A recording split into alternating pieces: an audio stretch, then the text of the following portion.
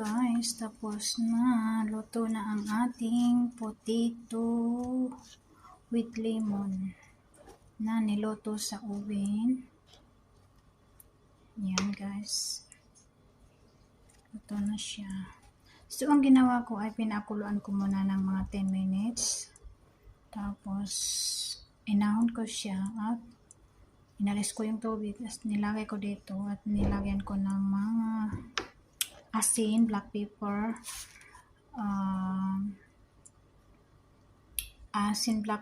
lemon, and mustard, at saka itong dahon na